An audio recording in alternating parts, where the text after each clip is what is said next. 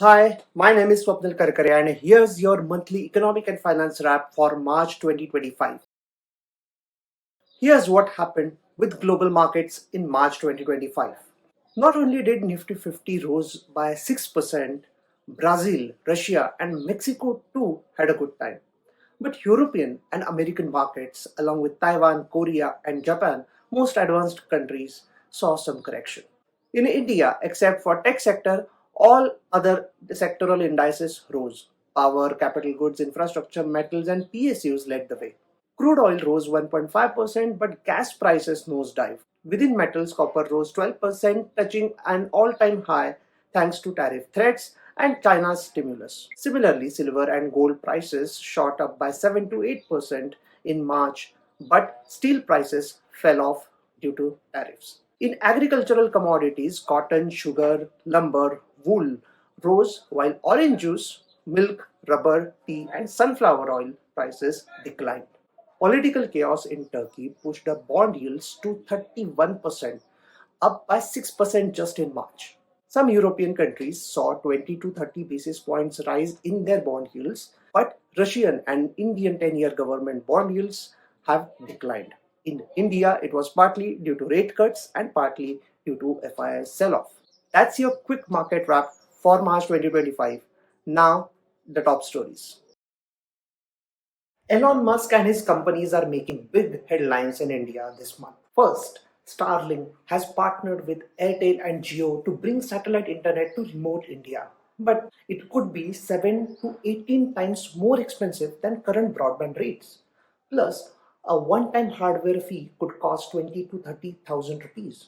Would you pay for that? Second, Tesla is officially entering India with a first showroom and are seeking certification for two EV models also. The plan seems to be first showroom and then manufacturing. They are also talking to companies like Tata Autocomp, Tata Electronics and other auto and auto component companies in India for creating a supply chain in India. And now, lastly, a spicy bit. Musk's X platform is in trouble. AI chatbot Crude criticized India's Prime Minister Narendra Modi. The government ordered content removal and X is suing the Indian government. This is an ongoing story. Let's see what happens. Then some news from Asia. Indonesia was having a rough time. The markets fell 7% in just one day. Why? There was a rumor about Finance Minister resigning suddenly. Although she clarified that she is not, the markets are not ready to stay calm because some more issues emerged. The Indonesian president wants to spend a lot of money and the government's revenue has also dropped. So the country has recorded fiscal deficit in the first few months of 2025 itself. He is also using central bank's funds, making investors uneasy because that's a sign of lower independence of the central bank. There's more. He has also set up a fund which will report to him directly, and he has passed laws giving military more power. Result: protests, depreciating currency, and hurting market sentiments. Like Indonesia, Turkey has also some bad news. Erdogan has arrested the main opposition leader, and that is considered a really disturbing sign of a democracy, which was not so much efficient anyway in Turkey. Markets have tumbled. What to do in this volatile stock market? In moments like these, we all turn to our most trusted friend, fixed deposits. But wait, which bank's FD should you choose? Here's something interesting.